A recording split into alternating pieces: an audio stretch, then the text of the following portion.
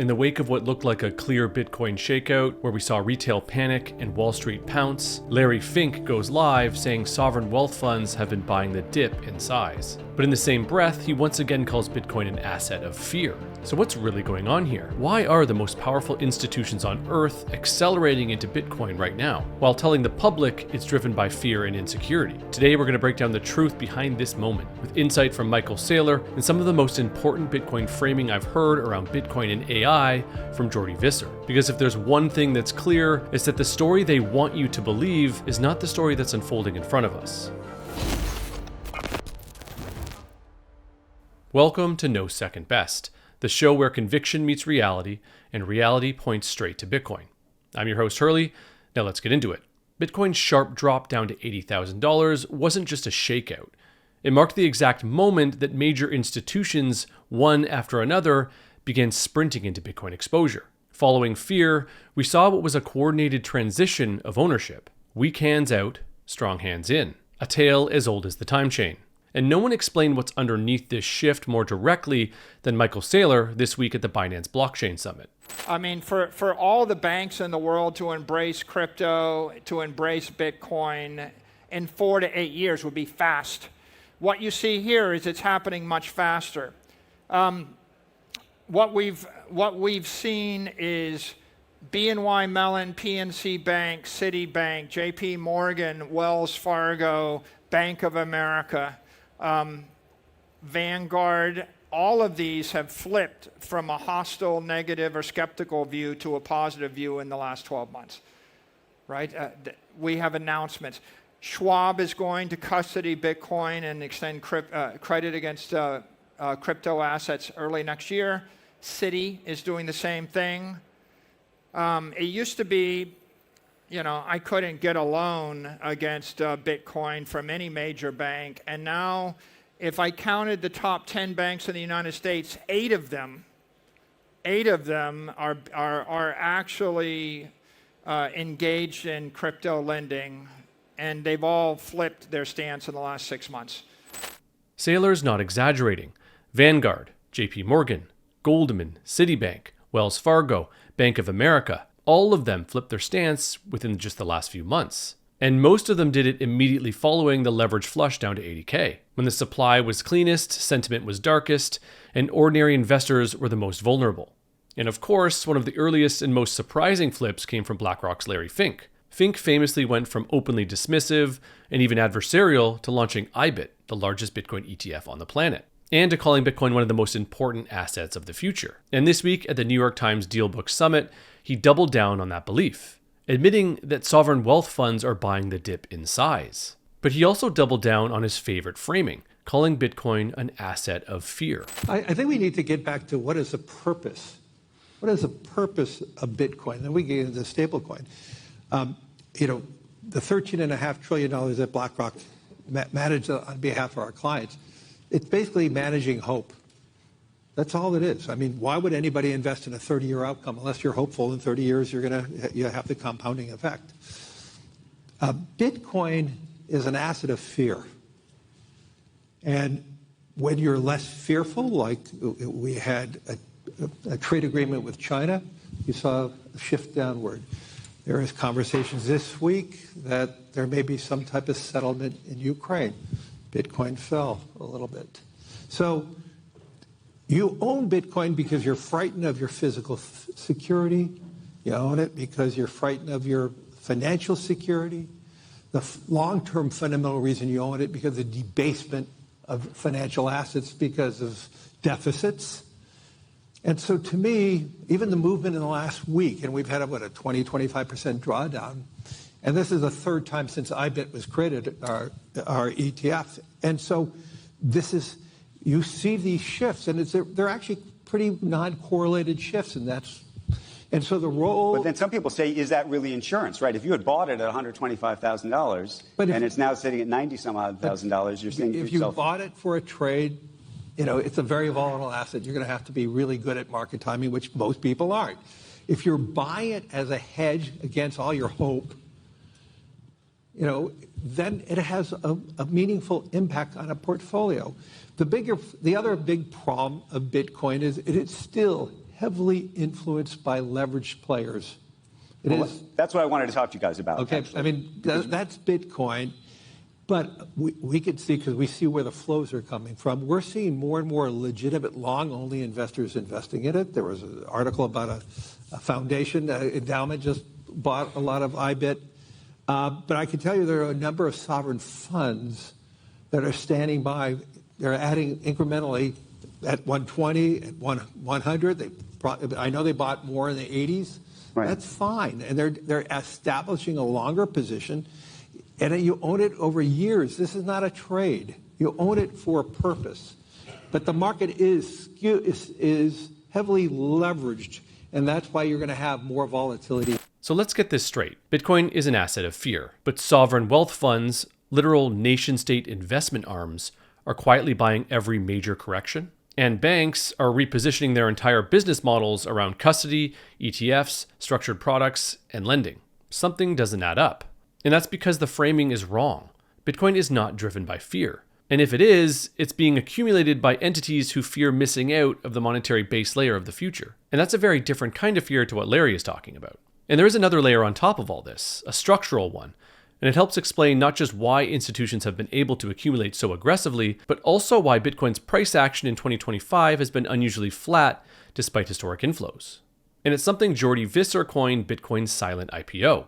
Now, we did a deep dive on this thesis in this episode here, but simply put, after 10 or 15 years of holding enormous illiquid positions, some large early adopters are finally rebalancing, diversifying, or taking liquidity for the first time. And that slow, steady distribution has collided head-on with one of the strongest waves of institutional demand we've ever seen.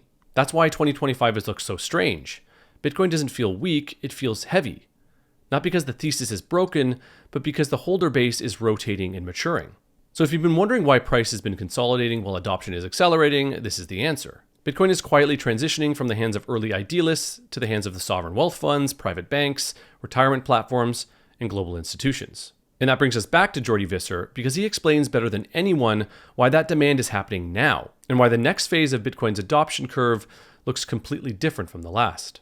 I had a conversation with Michael Milken about 4 years ago out at his house in California. And we were talking about the dollar. And it was before COVID. So this was 2019. It's important for the story because I was telling him, and we would do this occasionally.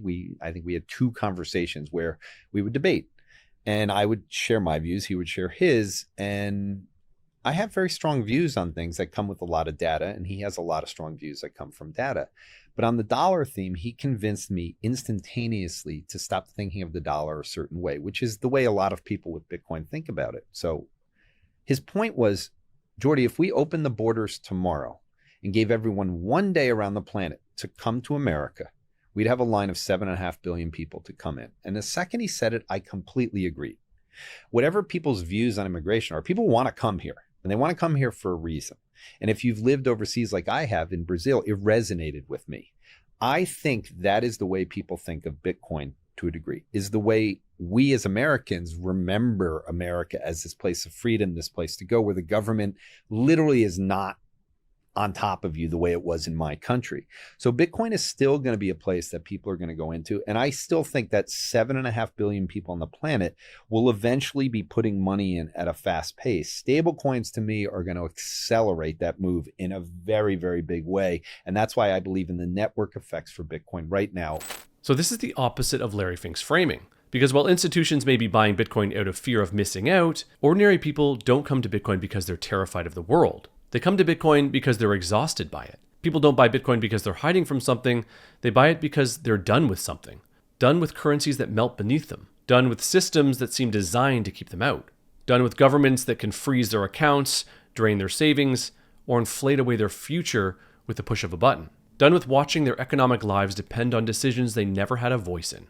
Bitcoin is not the asset of fear. It's the asset you reach for when you refuse to live your life on someone else's terms. It's the asset of escape, the asset of agency, the asset of possibility, and in many parts of the world, it's the first honest shot at hope people have ever had. And that brings us to Jordy's second major insight, because while Wall Street still wants to frame Bitcoin as some kind of defensive hedge, Jordy argues the exact opposite. He says Bitcoin is becoming the growth asset in a world where AI eats everything else. I really made a point to emphasize to people that AI is electricity. Electricity is not an investable technology. The same way AI theoretically is not an investable technology. I don't believe in the Magnificent Seven taking in enough revenues to justify the CapEx. It's not that they're going to collapse. I just don't think these are growth names anymore. I think they're spending an enormous amount of money. So we need the narrative of those names to actually slow down and then for investors to look for growth. Have you had Rick Edelman on your show? I have, yeah, Okay. recently actually. So Rick talked a lot about having 10 to 40% in crypto. Mm-hmm. The reason, or one of the primary reasons he gave, is connected to artificial intelligence, which I will tell people is going to be a major story next year, which is this whole thing of longevity and extending people's lives. And that they need to have, because of that, more money in growth parts of their portfolio, which means more innovation. AI is like electricity in the fact that every company, whether it's a bank, whether it's a healthcare company, they'll all benefit through reducing expenses.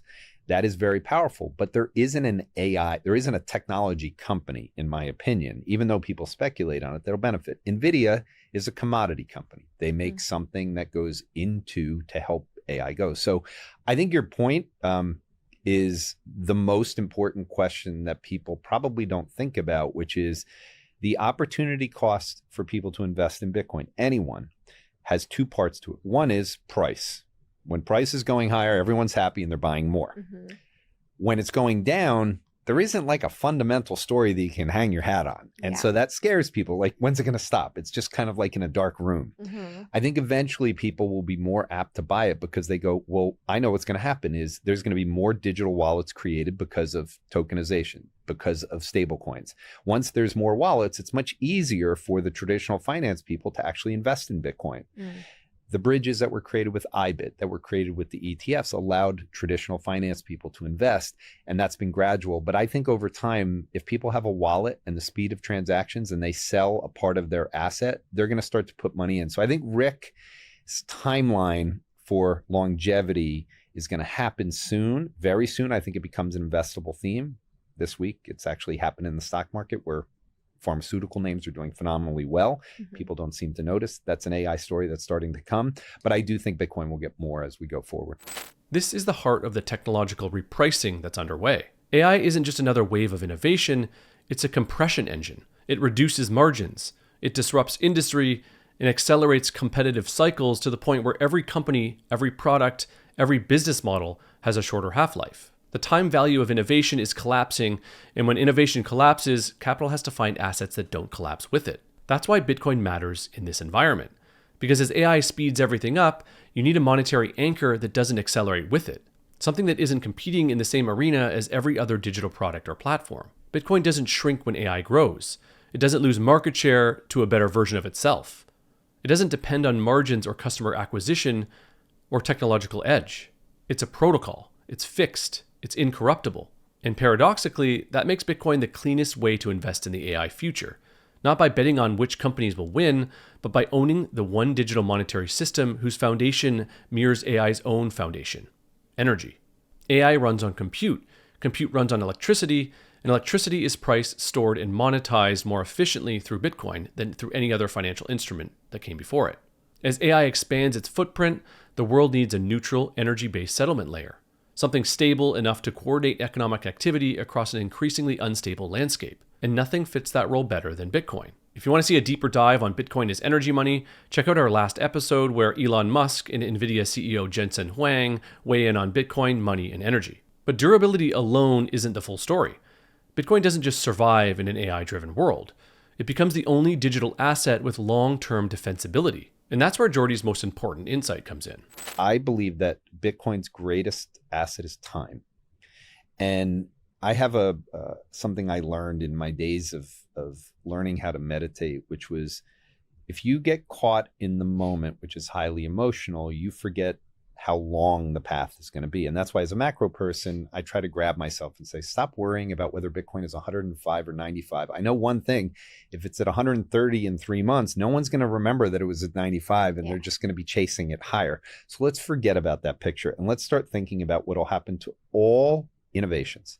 So I believe artificial intelligence will disrupt every single existing public company. And there will be no way to have a business that isn't outcompeted from artificial intelligence. Entrepreneurs will rise, private companies will rise, they'll never go public, the capital structure will change. And so what Bitcoin becomes in 15 years is the only thing on the planet as an idea that actually has a moat that's part of the digital economy. Everything else.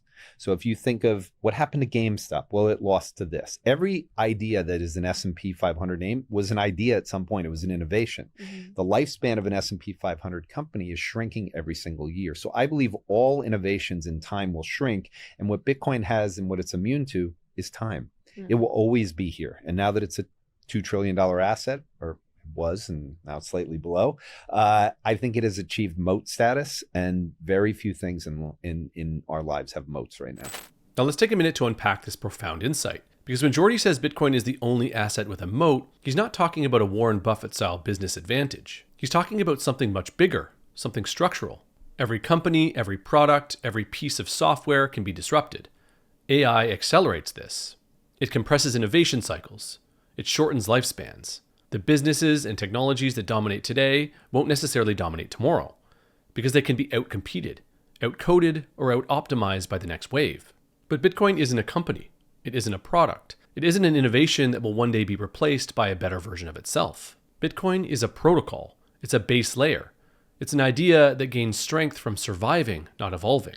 And that's the moat.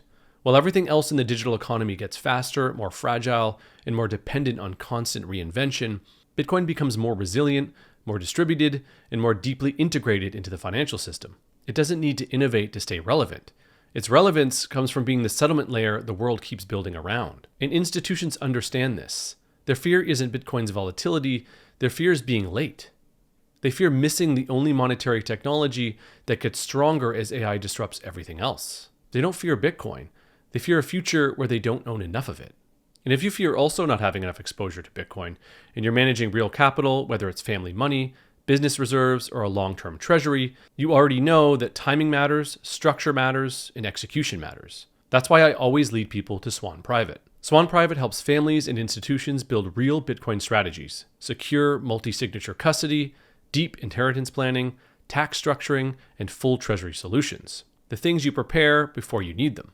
Visit swan.com/no-second-best to connect with the Swan Private team today. So to recap the week following the November shakeout, Vanguard flips, Bank of America raised allocations, sovereign wealth funds bought the dip, Saylor confirms 8 out of the 10 largest US banks are now in Bitcoin, and one of the clearest thinkers in macro just explained why Bitcoin is the only asset built to survive the future that's coming. The world doesn't fear Bitcoin. The world fears missing the exit, and Bitcoin is the door. And when you strip away the narratives, the headlines, and the noise, the truth becomes impossible to ignore. There is no second best money.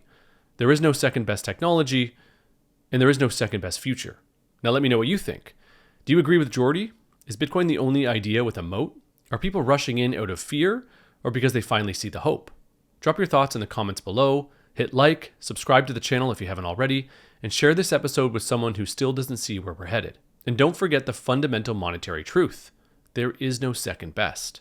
Have a great weekend, and I'll catch you in the next one.